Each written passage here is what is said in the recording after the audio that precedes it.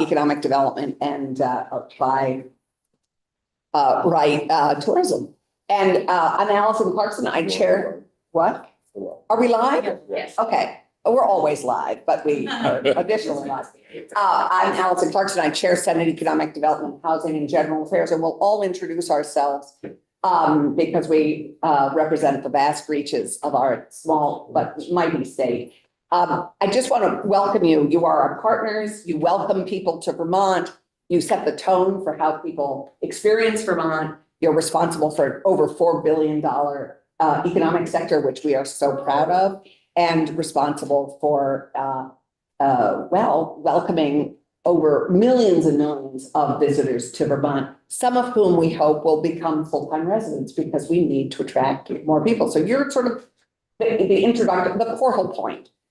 So we appreciate whatever tone you set to welcome people to Vermont who may be long-term Vermonters. So with that, I think we're going to introduce ourselves and go around the table and welcome you all. Good morning, everyone. My name is Mike Marcotte. I'm the chair of House Commerce and Economic Development. I'm from Coventry, so I represent the Orleans Memorial District. So I represent Coventry, Irisburg, Newport Town, Troy, J, Westfield, Lowell, and Ely. Oh, he's just showing off. I represent the Windsor District. But we are as you can tell, we're in the rural area of the state, but just want to say thank you for coming today. Yes. We really appreciate you taking time to come and see us and talk to us and tell us what's going on in your world of economic development. But you are the introducers to Vermont. You introduce all our tourists to Vermont, how Vermonters act and react with people outside of the state, and help bring those people, continue to bring them into the state. Hopefully some of them stay here, they grow roots. So thank you for all you do. I am just introducing Edie Branning, Vice Chair of House Commerce and Economic Development. I live in Jericho and represent Jericho and Under. I am Tom Chittenden. I serve in the Senate. I represent the southeast area of Chittenden County, and you are all why people love Vermont. So thanks for being here today. Morning, my name is John. I live in Powell, in southwest part of the state, and district includes Greensboro, Harrisburg, Stanford, and Woodbridge. The 66 is Lorraine to City Heights. Morning, everyone. I'm from Memphis. I represent Group 7 corridor of Milton and a little bit of Georgia, and I'm on House Commerce. Hi, I'm Lynn Harris. I live in Whitington. I am one of the representatives from the Valley, and I represent Wilmington, Whitington, and Halifax.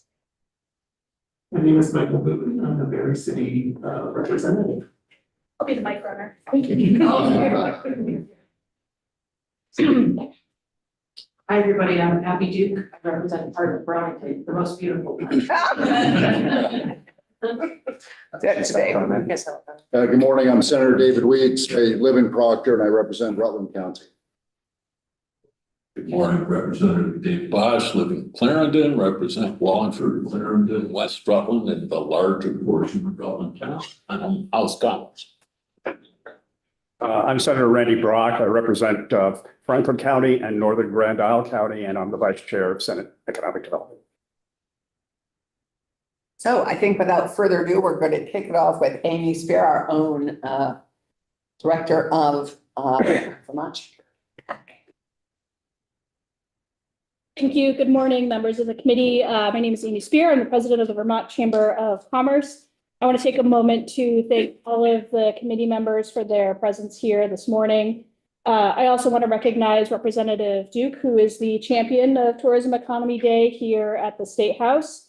And I would also be remiss if I didn't just take a moment to celebrate Senator Clarkson and Representative Marcotte for their years of support for Tourism Economy Day. I know you're winding down your time this session, but I think it's been close to 10 years that you've been supporting this industry during Tourism Economy Day through your committee. So just want to take a moment to say thank you. Very welcome. So today, being very brief, is about recognizing an industry that is foundational to Vermont's economy and identity. Tourism is not simply about visitation. It's about the businesses that make living, working, and thriving in Vermont possible. our inns and hotels, restaurants, attractions, retailers, ski areas, guides, downtown businesses, you name it, it's connected to the tourism industry and the thousands of employees whose work creates the memorable experiences for visitors while sustaining communities year-round. Tourism is one of Vermont's most powerful economic engines. It brings outside dollars into our state, supports jobs in every county, strengthens local tax bases, and sustains the small businesses that define our communities. In many parts of Vermont, tourism is what keeps main streets vibrant and rural economies resilient. At the Vermont Chamber, we say Vermont's future depends on people and places, and that is especially true in tourism. Visitors become repeat guests, second homeowners become residents, and travelers often become our strongest ambassadors. Tourism is not separate from our economic future. It is one of the clearest pathways into it. And with that, I will be brief with my remarks and say thank you again to the committee members for all of your time today. Right. So nicely said, our path into the future. Steve? Steve Wright, you're on deck? Steve's remote. Okay. Okay, great. And then Brett McManus, you're on deck after Steve. Good morning. Good morning, everybody. I don't know that I can be as brief as Amy. Sorry about that. Can we see Steve full frame? You don't need to see me full frame. Small frame is perfect for me. We're happy to see you full frame. Great, thank you. Good morning, everyone. My name is Steve Wright, President and General Manager here at JPEAK and the Chair of the Ski Vermont Board of Directors. Thank you to Chairs Clarkson and Marcotte and to your committees for the opportunity to testify today during Tourism Economy Day. We just passed the 400-inch mark of natural snowfall here, as Chair Marcotte will attest to. He's been up and around this way. He has seen the snow. The snow is still here. I'm not sure what's happening down there in Montpelier, but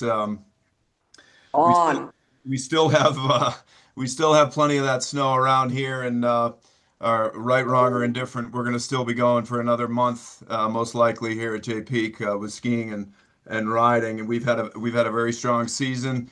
We are certainly grateful for that, particularly this year, because going into the season, you know, we had forecasted that our Canadian business was going to be off more than 30% for reasons outside of our control.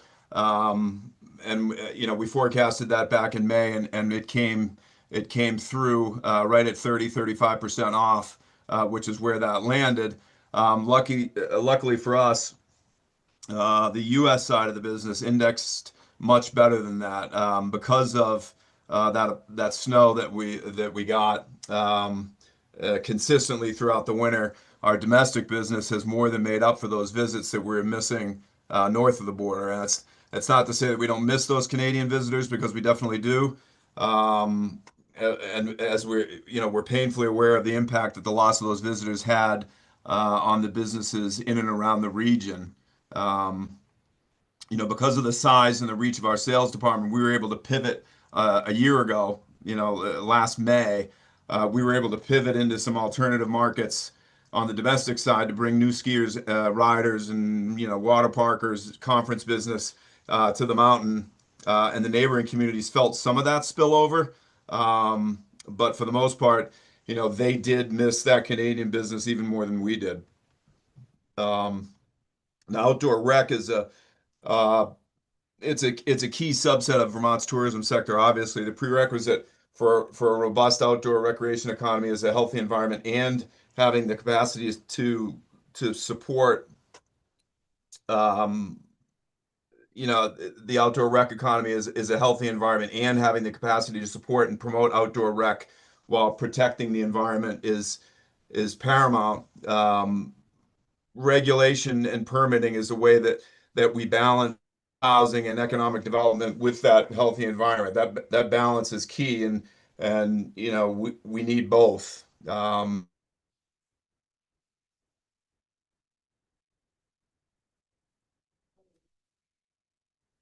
If you can hear us, you're frozen. Let's snow up there. Maybe snowing up here. And that's it. How long do we might email him and suggest he come out, go out and come back in? What do you think? Gary, what do you think? Yeah. Okay, great.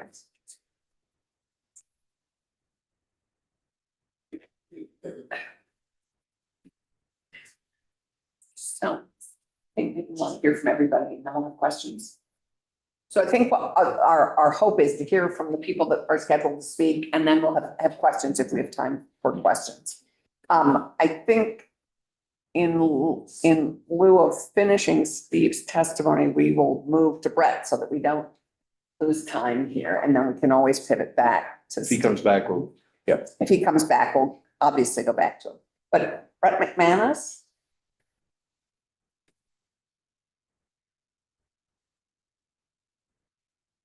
Good morning.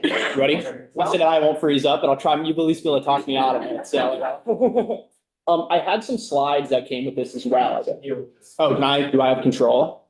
Look at that. Here we go. All right, perfect. Well, again, my name's. What about, I think Steve just did, oh no, those are, Just so JP come on. okay, go. All right, cool. Well, again, my name is Brett McManus. My wife and I, present day, we're the owners of the Opry Inn, which was a small 17-unit boutique roadside motel right on the access road to Killington, Vermont.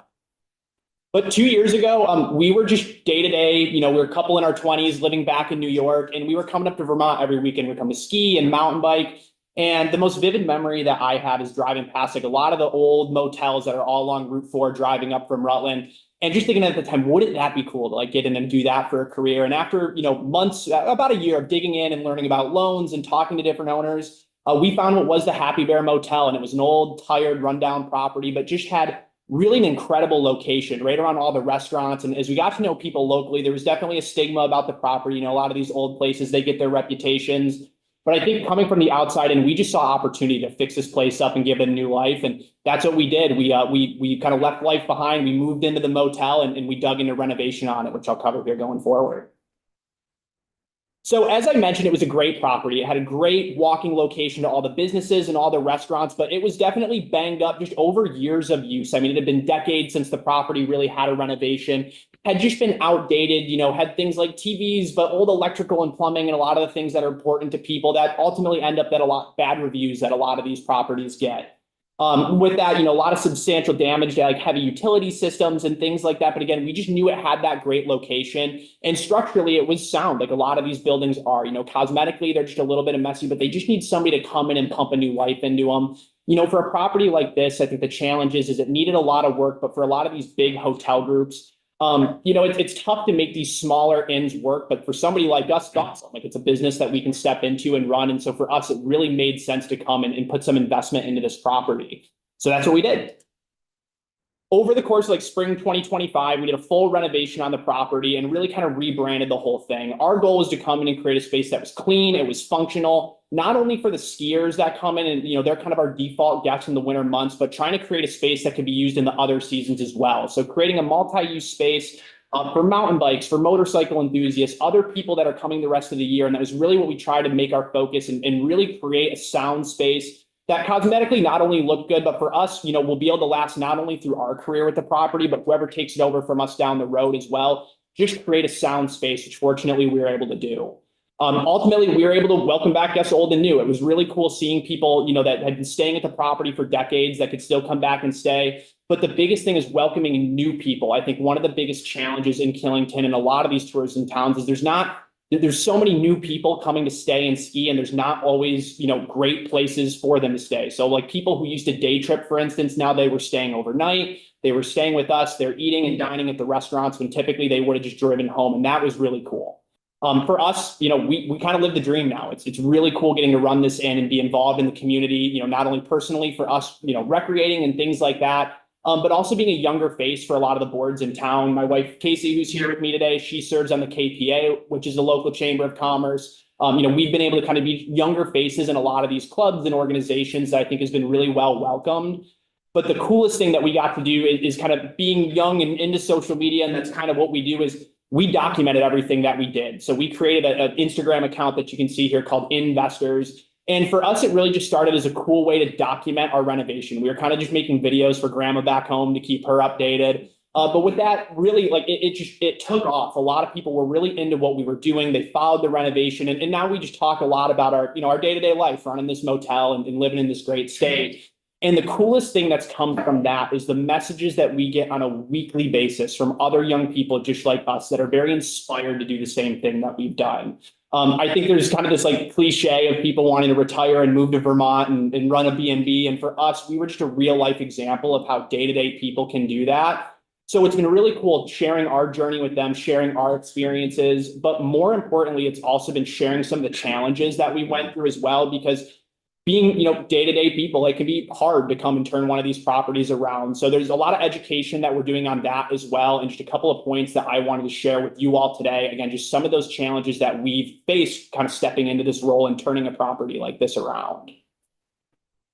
So we looked at a lot of different spaces when we were looking for a property to take on. And one of the things that we learned really quickly is these are some old buildings. One of the things that makes them so special is a lot of these inns and motels and B&Bs, they've been passed down through the generations for the last, 50 plus years or so. But with that, one of the challenges is, they can fall out of code compliance. There's things like electrical and plumbing that can be really difficult to come into one of these properties. So for us being, again, day-to-day people that have to get a loan for something like this, one of the challenges are when they're, underwriting based on the income of a property. If you have like $500,000 of utility improvements for fire alarms and smoke detectors and things like that, that can be really challenging for people like us. So it's something that we saw a lot in our time is properties that we looked at that are really cool, really great locations, but just need that oomph for, again, a lot of the safety systems and a lot of utility infrastructure that we just saw falling out over the past couple of years, but that work needs to get done.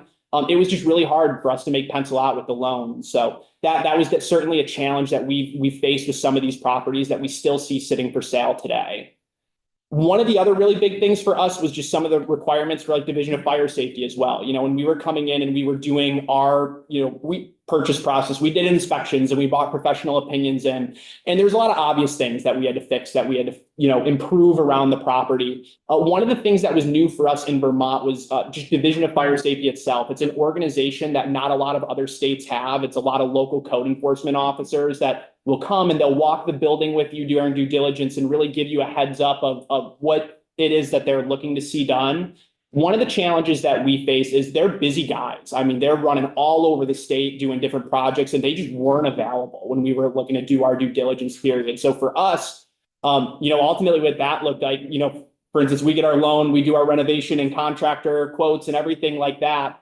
After the fact, after we purchase, they come through and they do their inspection. We ended up having to rewire our whole building, which is something that they were looking for.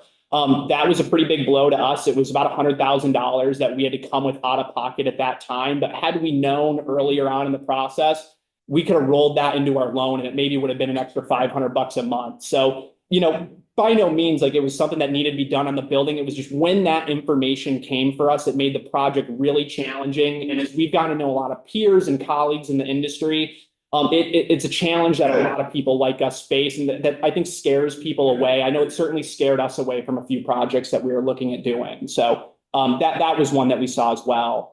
And then one of the other things that's actually really cool to see is there are a lot of really cool programs in this state that I haven't seen anywhere else, through either groups like Granite State Development Corp. I know they're in New Hampshire, but VITA here in Vermont. Even for us locally, Cedar and Rutland, there's a lot of really cool programs that can help with some of these improvements that I talked about at the top here.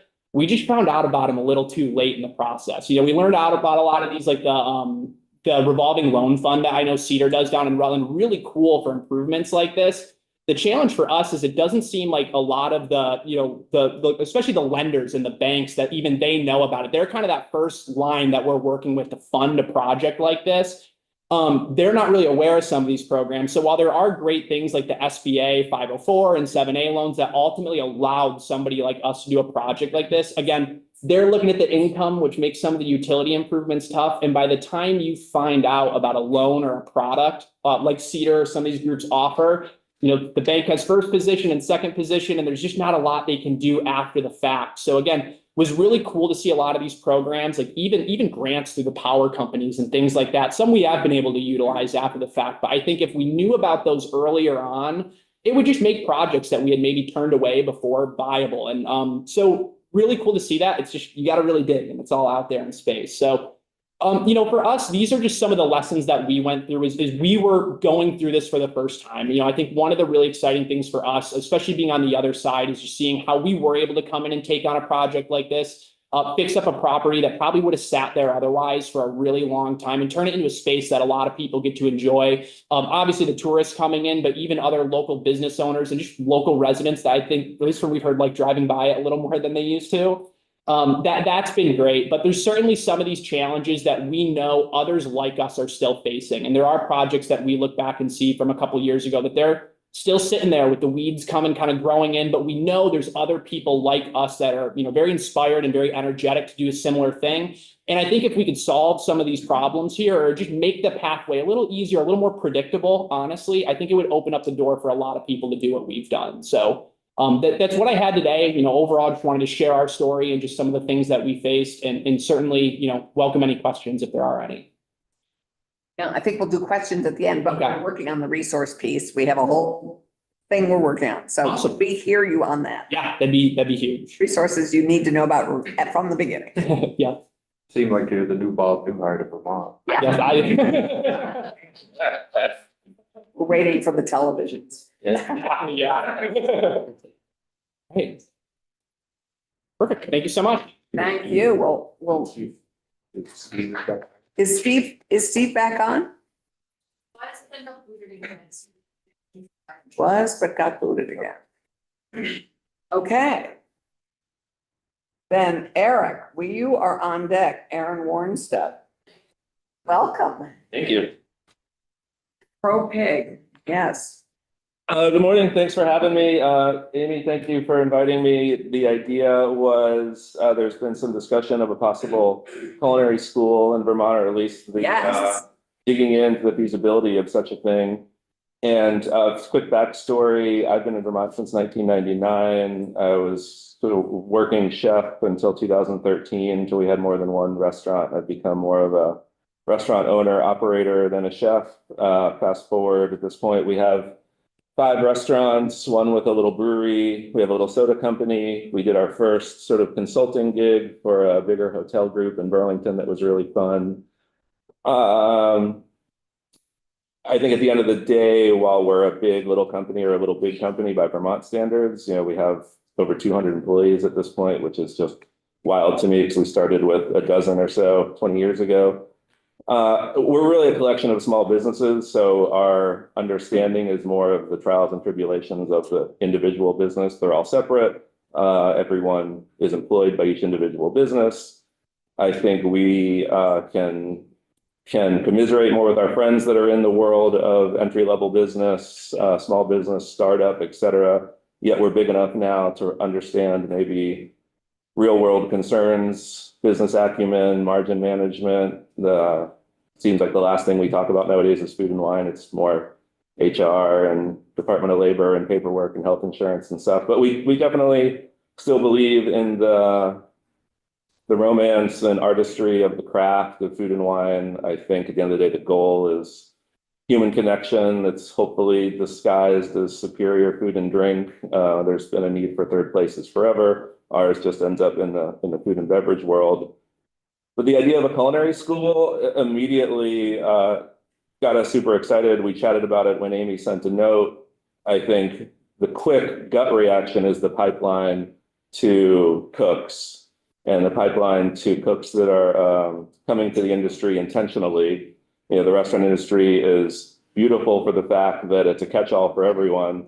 We definitely find the lost, the broken, the houseless, you name it, can fall into the restaurant industry, and on day one can have a $45,000 a year job, and with the right ownership or leadership can lay out a career path for you to a middle-class lifestyle without any education or certification.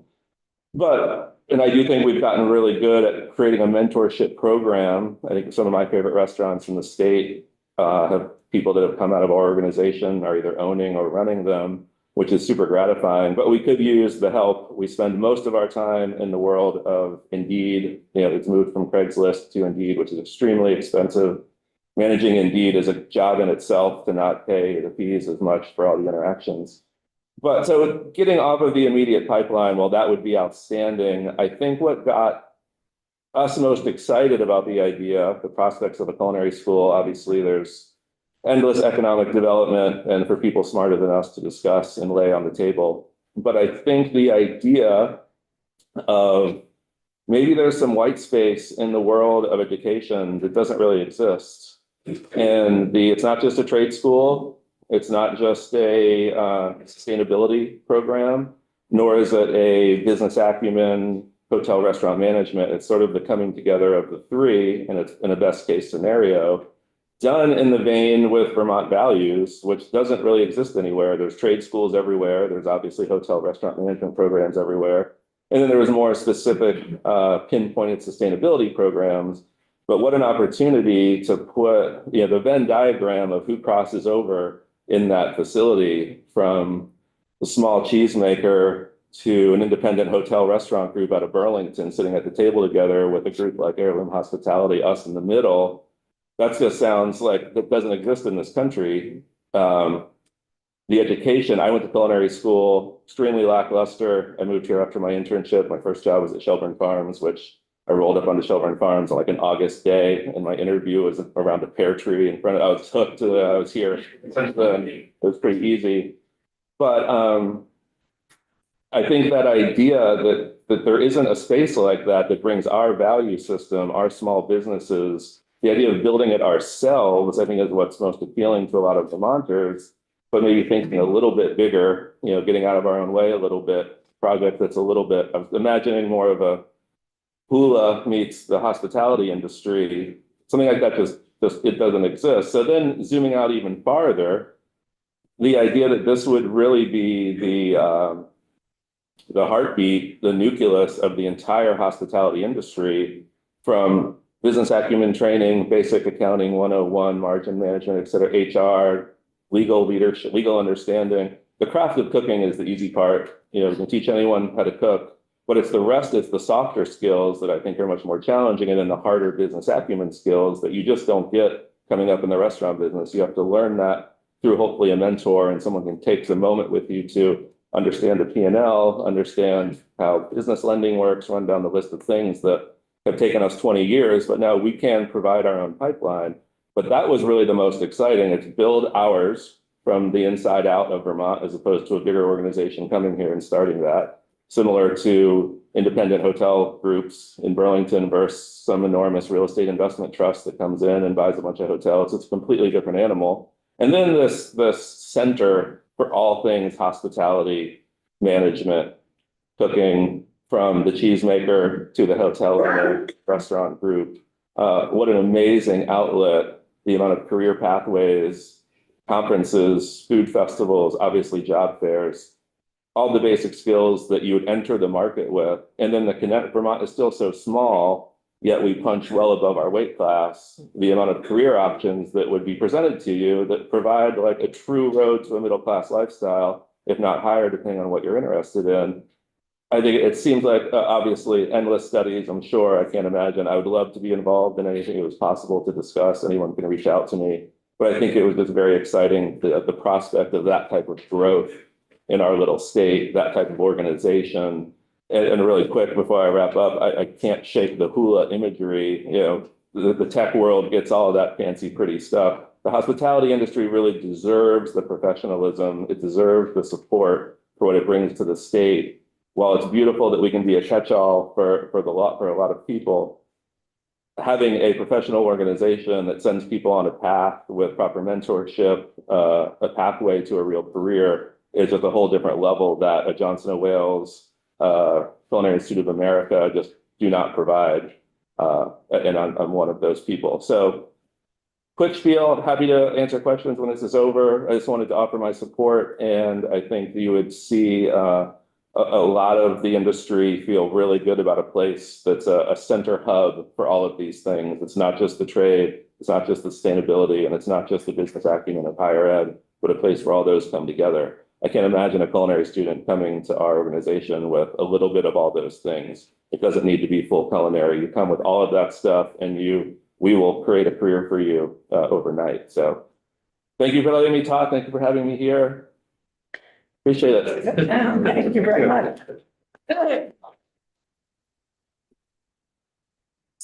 Steve Wright is back, so Steve, we welcome you back and we will pick up where we left off. Thank you. I apologize for that. I'm not sure where I fell apart on you, but I'll start at the snow. So we missed our Canadians by about 30%. We made up the difference on the U.S. side. A lot of that had to do with the western part of the country not getting any snow. Right. So many of the eastern skiers who generally travel out west for a vacation stayed east.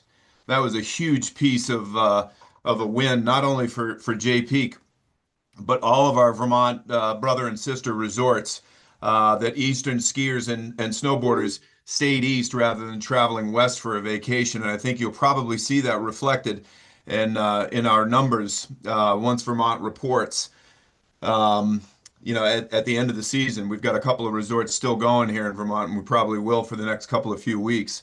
Although Jay Peak is known obviously for snowfall, we obviously can't count on that to continue to happen again, certainly next year. It's one of the reasons that why supportive policies from the legislature are always really important for the tourism sector and tourism sector businesses. We appreciate the focus on housing, on workforce dev, and strengthening career tech education, growing our workforce by training and upskilling employees and having adequate housing supply is critical for our businesses, as well as the economy. And we're concerned about the cost and availability of healthcare. I'm the co-chair of our local North Country Hospital, and I also, negotiate healthcare coverage for about 1,500 employees here. And I got to tell you that it's one of the most, if not the most challenging part of running a business in the state of Vermont. I see it firsthand from the healthcare side at the hospital and from the negotiating table on this side of a business trying to get coverage. Also cognizant of the fact of providing quality education for our kids, and also at the same time being concerned about the affordability of property taxes through the dual ends of our businesses and the effects on our workforce. What else do we have? Balancing data privacy policy, also very important. Vermonters, need to have access and control over their data and be able to make choices, while at the same time allowing Vermont businesses to remain competitive. It's critical for our businesses and for the state's economy.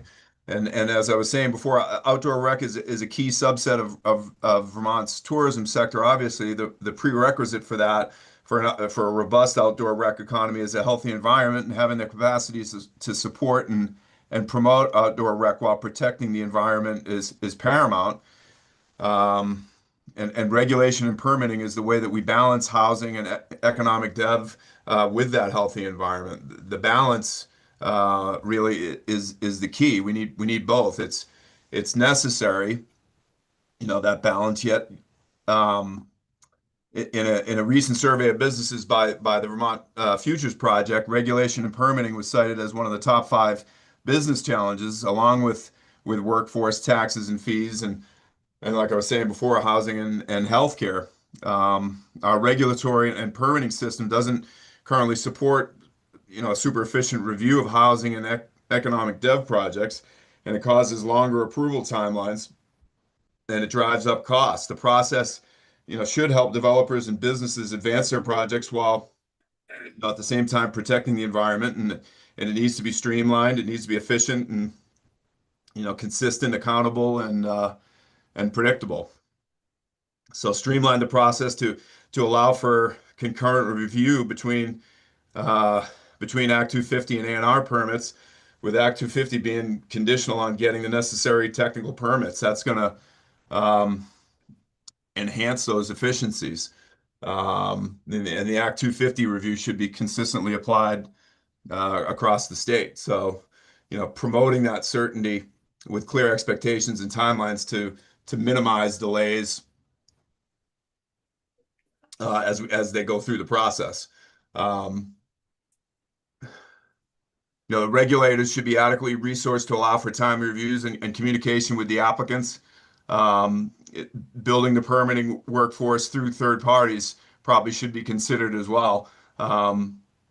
The process should have clear timelines and utilize technology to enhance the transparency and accountability, and applicants and the public should easily be able to track the process as they go and progress as they go forward through it. And finally, the appeals should be on record versus, requiring parties to start over in the de novo process. The opportunity cost of inefficient permitting hurts the economy and the ability to fund programs and services. On the other hand, if the process is efficient and consistent, objective and well-resourced, the process can bring opportunities. More housing development allows for workforce growth and better affordability. Businesses remain competitive and thriving and can support and create more good jobs. And ultimately, more businesses and a larger tax base generate more tax revenue, which means more resources for government services, more programs, and ultimately a healthy environment. So, I appreciate the opportunity to talk and to testify this morning, and happy to answer any questions as they relate to, the business here or the business this past season or the snowfall that we've got. Thank you, Steve. We're going to do questions at the end. We have one more witness to hear from, and then we'll open it up to questions. Ted Lawson, you are on deck. Welcome. Thank you. Hi, everyone. I'm Ted Lawson from ECHO Leahy Center for Lake Champlain. Thank you for giving me the time to speak before you all today. Let's see.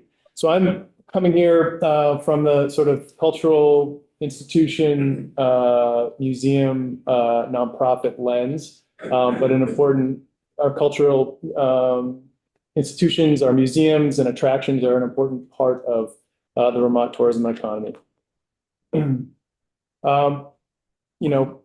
We want to attract visitors to the state who want to be here for multiple day stays, who have a diverse range of sort of must-do activities.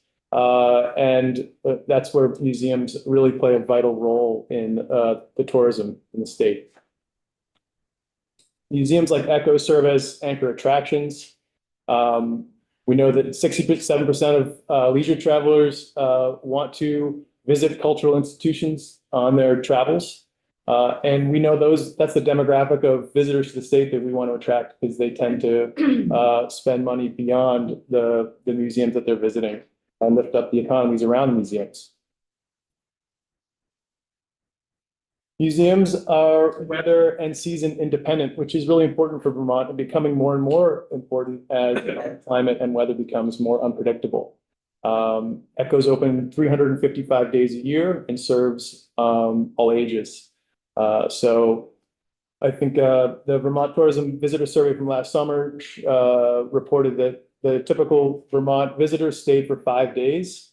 And last summer, we actually had many stretches of 5 days of fantastic weather, but typically, you're rolling the dice a bit when you come for 5 days to Vermont. And so being able to have options that are weatherproof is super important to the visitor economy. Museums and cultural institutions also offer an opportunity to really celebrate the Vermont brand in different ways. And at ECHO, we have the wonderful privilege of being right now on the shores of one of the true jewels of this state, which is Lake Champlain. And so, we do what we can to tell the stories about the lake, both above and below. And I wanted to share with you all our recent renovation. We cut the ribbon on our Into the Lake exhibit this past summer, our biggest renovation ever. welcoming tourists and visitors under the lake to meet the iconic species that live in Lake Champlain. So this is our new lake tank. We're the only public aquarium in the state. This is the largest aquarium tank in the state, 15,000 gallons. It has 8 different species of native species from Lake Champlain in it. And it's a very engaging space, as you can see, offering visitors an opportunity to really engage up close and personal with some iconic species from Lake Champlain. Those sturgeon, they are 5 feet long. They were 6 inches when Echo opened its doors in 2003. And so I've seen 4 million people visit them over the course of their time in our tanks. The guests on the left here are learning about the American eel. American eels are a native eel species in Lake Champlain. They spend 90% of their life in Lake Champlain, but they're born 500 miles southeast of Bermuda in the Sargasso Sea. And at the end of their life cycle, they will swim back to the Sargasso Sea to lay their eggs. So a really cool ecological story connecting our small state with the vast Atlantic Ocean. And a neat story to tell visitors and Vermonters alike. On the right, these visitors are exploring through an interactive touch screen the world of plankton, the smallest critters, but the real foundation of the food web and ecology and all of the life forms that live in our lakes. Another recent exhibit telling an important Vermont story that we opened this past year is Champ, America's Lake Monster exhibit. We have a 30-foot model of Champ and 3 floors of interactive exhibits sort of telling the legend through art, through history, and through guests observing scientific data and discovering for themselves whether or not they believe the data suggests a sea monster of this size could be living under Lake Champlain. A fun fact for us to tell is in the 1800s, the early 1800s, Champ was more well known around the world than the Loch Ness Monster. But they did far better destination marketing. For a couple hundred years, playing catch up. But the Champ legend is really a fun one, and it's we have developed some digital assets with a grant from Vermont Tourism to really celebrate this legend and pull people into the museum and learn about the history and ask that big question, could Champ exist? Do people get to vote on it? We get a lot of comment cards on it for sure. This is an interactive exhibit related to Champ. Guests can draw their own Champ and then send it into the lake on the digital screen here. Highly popular. Champ on the left, a timeline of Champ, the history that dates back to well before colonialism. And then on the right, you can see Champ over the shoulder of Senator Leahy and Marcel, viewed from the 3rd floor. So pretty exciting new exhibit. We also have a traveling exhibit hall, which allows us to bring nationally acclaimed interactive exhibits to the museum from all over the country. 3 times a year, we completely introduce an entire new exhibit to the space. Again, trying to keep our offerings fresh and fun. We've got dinosaurs in there right now, which are always a crowd pleaser. And we've got Eric Carl, the very hungry caterpillar, coming in September. The last point I wanted to make is that when museums and cultural institutions prosper, so do the Vermont communities that they exist in. ECHO invests tourist dollars in access and outreach for Vermonters. So when we're successful at pulling tourists in and having them spend their dollars with us, it gives us a greater pool of money to support Vermonters. 1 out of every 3 Vermonters comes to ECHO for free through our open door access program. And we have STEM outreach programs throughout most of the northern half of the state, where we serve 10,000 students a year through taking the museum to rural school gymnasiums in our STEM outreach truck, through Teacher Institute, through early childhood classroom programs. And so when we do a good job attracting folks from out of state, spending their dollars at institutions like ECHO, Vermont prospers. And so I'll leave you with that. Hope you all have an opportunity to come down to the waterfront soon and enjoy Creamy and visit us at Echo. Thank you so much. Thank you very much.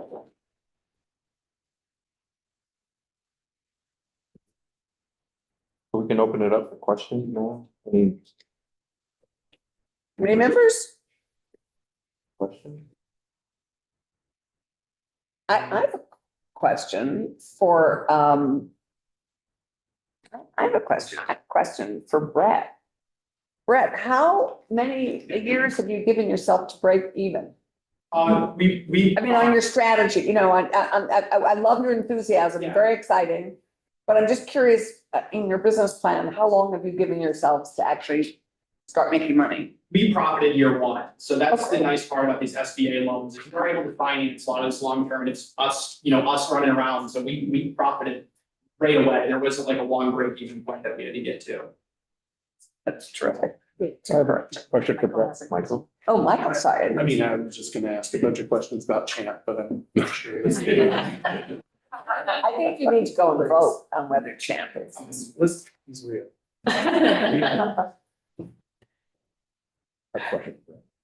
Sorry, what? Who has a question? You have a question? right? I do. Oh, great, go for it. This, switch on, Yeah. maybe, if I did there. There you go. This is a question for Brett. In starting your business, could you tell us what was the most significant regulatory hurdle that you found? And tell me how or if you dealt with it. There were not a lot of regulations that we had to go through per se. I think part of the advantage was we did purchase an operating asset, which fortunately I think represents a lot of the other properties, like the one we bought in the state. There's very few that are like closed down right now. I think that's when you hear about the big regulatory jumps having to go through. Again, the number one challenge that we face in our project, that I'd say goes to regulations, is those code improvement requirements and figuring out how to tackle those big costly items of improvement that don't necessarily lead to any more revenue for the property. So for us, it was just getting really scrappy with credit cards and the other revolving lines of financing that are out there. But again, that coming up with how to, again, is you can paint walls, you can do cosmetic outfits to make a property produce more, but it was meeting the code compliance that Division of Fire Safety and the health and safety officers. I know for a lot of other people, it's ADA compliance and things like that, that upfit covering those costs. Again, it doesn't make any more revenue for the business, so it's really hard to make that happen. Same question for others. Randy says he'd just like to ask the same question for others, for anyone else who has just recently gone through a renovation or an update. Does anyone else have that? Sorry, you could just ask. I think they can hear us.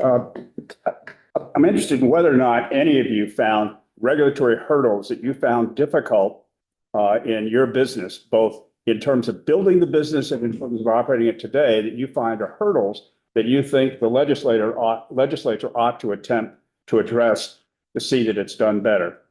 Time, for example, is one of the things that I hear from others, and I'd like to hear your experiences. Do you find that things take too long to get done in Vermont's regulatory environment? And what should we focus on to deal with it? Okay. I'll Introduce yourself and where you're my from. name's Ryan Donnelly. I'm Hospital Cover Riding Warren. When I purchased my building 6 years ago, the fire marshal came in and they wrote a report. And then I made a change to, after talking to the local people in Warren, I made a change to the building that the fire marshal came back. My first report was 2 pages. When the fire marshal came back 6 years later, it was 8 pages. They also told me I had to remove all my beds out of my building, which essentially would have shut me down. So I had to work through that, and we are working through it right now. And Mike DeRocher's in the fire marshal's office is doing a great job working with me. I will say that. But it was a huge surprise and a huge cost that I didn't have budgeted, that I had to, like, all of a sudden come forward. So it's, I think sometimes the surprises, and I also think sometimes in how the reports are written. Like, it took several months from the time the fire marshal came to the time I actually got in a written report. So I think we need to try to figure out a way to make that time frame smaller, to make it so that we can get the information we need. Is what I'm really, that's what I like to see, and also like when people write reports, say like, these are the things that need to be accomplished within the next 24 months. And then these are things that can be accomplished later on, like 5 years down the road. But we need to work towards goals to make it, because a lot of us have buildings that were built in the 1800s, and none of us can go out and afford $100,000 sprinkler system. You know, because I would love to put one in, I just can't afford to do it. I don't generate that kind of revenue. And then I can't find the resources to help me finance that. So we need money and time to. And consistency. It also sounds like consistency. So, yeah. Thanks. I think Thomas has a question. Sure, that's a good question. And Eric, then there's, do you have another response to that back there? I'll stand. Stand up and just identify My yourself. name is Melanie Bose and I own Brattleboro Country Club, which has been in existence since 1914. Again, a very old building. I wanted to do some improvements and additions to grow my business. Because we are on well water, I was told I had to put a 30,000 gallon test tank into the ground in order to have a sprinkler system and be allowed to do any expansions. I would think a generator would make sense for the 15 minutes it would take for the fire engines to get to my my business, along with the 60+ windows and doors that are in the building. But we had to put that on, you know, we can't do anything because the first thing I have to do is put a 30,000 gallon tank in the ground. And 6 years ago, it was a $70,000 diesel pump for that. So we're working with what we have. Oh, thank Thomas. Eric made a pretty outrageous claim saying that you could teach anybody to cook. I could have you over to dinner and prove that it's been impossible for me, but I'd be curious if others might reflect on the need for a culinary institute and how that could help you help the industry train and get more prepared chefs and cooks across the state. I just remember growing up in Vermont with the New England Culinary Institute locations in Burlington at National Life, and it seemed like it was a really strong program that I'd love to see come back. Is there others that are, oh, I see a hand. I'm curious your thoughts. I can't really speak to. Identify yourself. Hi, I'm Lisa Ford. I live in Guilford, Vermont, outside of Brattleboro. And I'm so excited about this idea. I have been dreaming about a culinary school in Brattleboro because we have some empty restaurants and we have CCB, which I think could be a really good partner. And we need young people. We had Marlboro College shut down a while back, and that has really decreased the number of young people. And I know that there's a big goal for this state and for our community to bring in more 20-year-olds and more young adults who want to stay here and make a living. And I also know that there are I know people who own restaurants and that there is a staffing shortage. And so please think of Brattleboro. And because Burlington has a lot of young people already, and we need young people beget young people. So bring them in. Thank you. What? Jonathan, and then the side last. Yeah, my question was also directed to culinary, those in the culinary field. Have you found any utilization of CTE centers as a pipeline for employees or people that are getting into the fields? I know we have a culinary program at Southwest Tech in Bennington, and they operate a restaurant within the schools, on the school grounds. I'm just curious if that has been a resource for anyone operating in food industry. We've had a few. I don't know where they're all going though, but we've had a couple, but not as many as I know. There's a handful of them in the state. But they must be ending up maybe more like larger SEDHGA type organizations or something. But we see a couple for sure. I think a really quick point you mentioning NECI, I think at the time, see, I moved here in '99. While we had a lot of great stuff happening here, I think at this point today, we do compete on the national stage. And I think there'd be more opportunity for a graduate to stay here, feeling like he could or he should gain the knowledge, the skills from mentors Where before the idea would probably be to go to a city, take your pick. If you really want to learn culinary place, you probably leave the state more so. Like, we were always surprised how few Necky people we had. We had them, of course, but it wasn't like an enormous dump of kids every year. They seem to be leaving the state, going to more, culinary foodie places. Exactly. So thank you for this, because this feeds into the task force that we hope will look at all aspects of reestablishing a culinary institute and culinary apprenticeships and possibly phasing it in, working with our CTE centers. But it's a great opportunity for us and one we're pretty excited about. I just wanted to also mention that we are working on the resources. We have heard loud and clear that not enough businesses that are starting out appreciate all the resources we have. We also need to identify the resources we don't have. And so Lyle Jepson, our new commissioner of the Department of Economic Development, we hope is going to be doing convening that work and doing that work during the course of this summer and fall. So I think, Molly, did you have a question? Really quickly, on our ski Vermont, we regularly hear from our ski area members that they are looking for culinary stuff as well, so we definitely feel that need. Yeah, from a workforce development and a food and a farm to plate and all our specialty foods. I mean, it makes lots of sense. And I think you're right. We're in a different place. Thank you all. This was just terrific. We hope you have a great day. Thank you so much for all that you do for this state and for our economy. And it's great to see you. And we hope we'll see you during the course of the day here. Thank you very much. But we have to go back to committees now. Thank you very much.